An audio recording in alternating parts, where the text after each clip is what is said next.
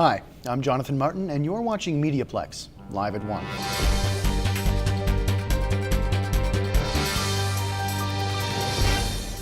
Leamington has seen its fair share of changes recently, and as Matthew Wecker reports, the trend is continuing.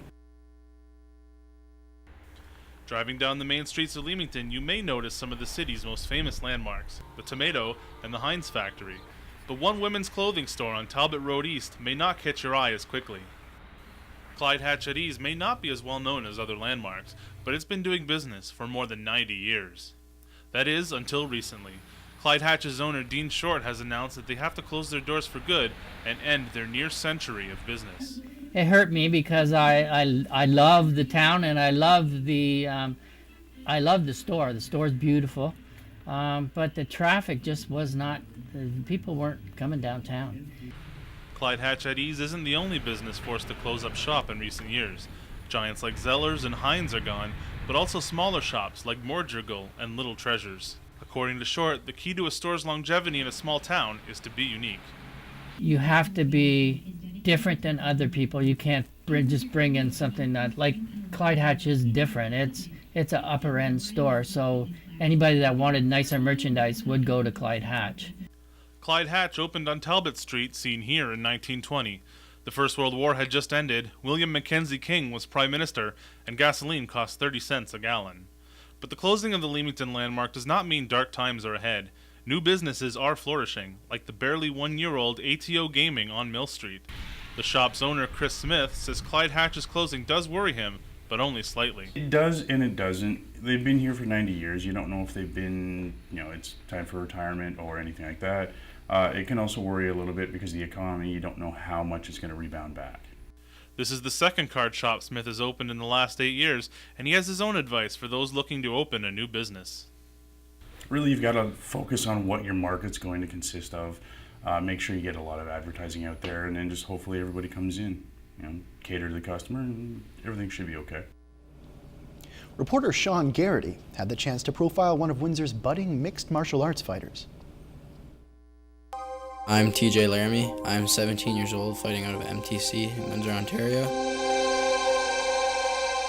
Fighting to me is a place where I feel like I can control everything that goes on around me.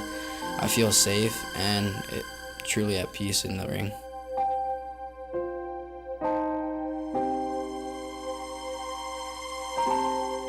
Really, during a fight, I never show emotions really too much during a fight because emotions will get the better of your technique and everything else. You're angry, you get a lot more tired. Really, I'm pretty blank-minded when I'm in there. I'm just, it's a lot of reaction.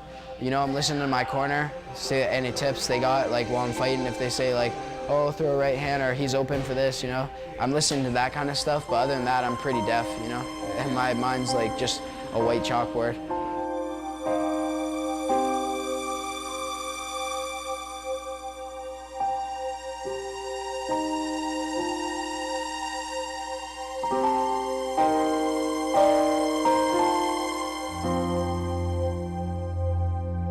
I'm almost never more tired than the other guy, you know what I mean? So I know I'm in control of the fight from the beginning to the end. I know I'm in control. I'm winning every way possible. I've never really been in a situation where I've been down and I have to come back, really. I've been, usually I know how to pace myself throughout a match, so I'm not really ever tired.